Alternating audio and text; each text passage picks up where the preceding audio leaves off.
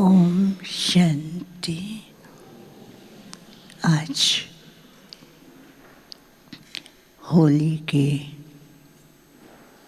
दिवस के निमित्त सब भाई बहनों की बहुत ही खुशियों भरी यादें लेकर जैसे मैं वतन में पहुंची, वतन में जाके क्या देखती हूँ कि दूर से इंद्रधनुष की तरह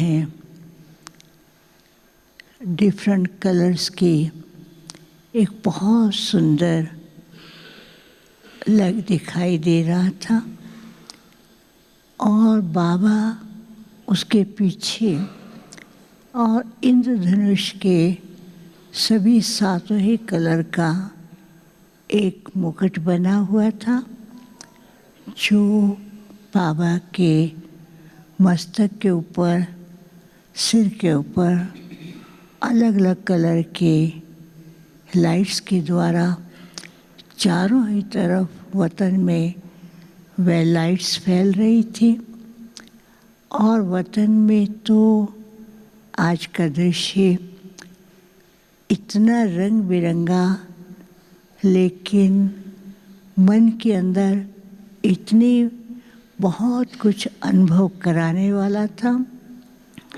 बाबा कुछ समय के बाद जैसे नज़दीक आए तो बाबा को देखते ही चारों ही तरफ अनेक प्रकार की लाइट्स के वाइब्रेशन फैल रहे थे।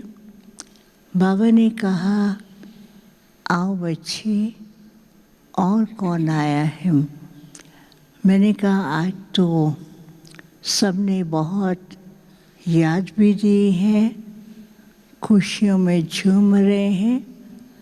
बाबा ने कहा, केवल याद दी है कि बाबा के पास नहीं आए हैं?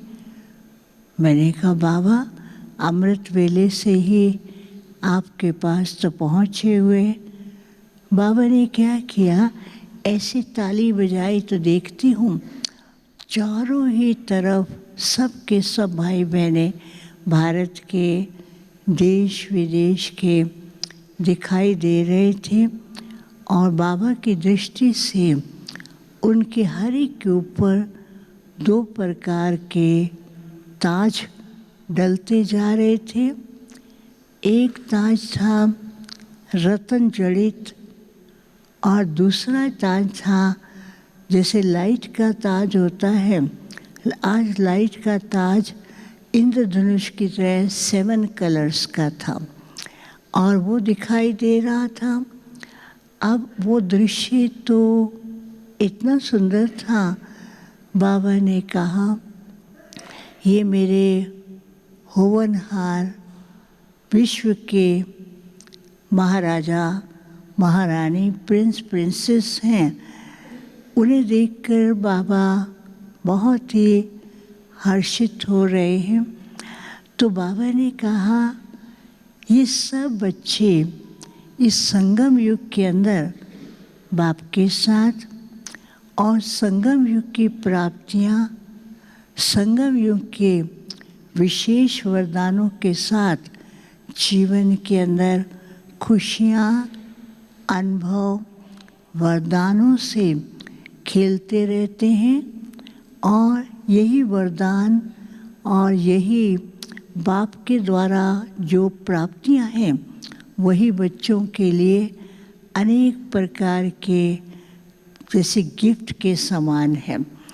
तो फिर क्या देखती हूँ, बाबा बीच में खड़े हैं और सभी भाई बहनें बाबा के साथ रास कर रहे हैं। और ऊपर से इंद्रधनुष की तरफ से जैसे सबके ऊपर लाइट की किरणें पड़ती हैं और सबका बहुत सुंदर ऐसा रूप दिखाई दे रहा था। बाबा ने कहा, बाबा सदा अपने बच्चों का ऐसा स्वरूप सदा देखना चाहते हैं। फिर बाबा ने कहा कि आज के दिन बच्चे बाप के साथ खुशियों में नाच रहे हैं। और बाबा यही चाहते हैं सदा ब्राह्मण जीवन में भी खुशियों में नाचते रहे। तो बाबा सबको ऐसी सुंदर रास करा रहे थे, सबके ऊपर अलौकिक दुनिया जैसा नहीं, हर एक के ऊपर, किसी के मस्तक के ऊपर एक बहुत सुंदर तिलक लगता जा रहा था और सारा ही सुंदर श्रृंगार हो रहा था और वो दृश्य तो बहुत सुंदर था।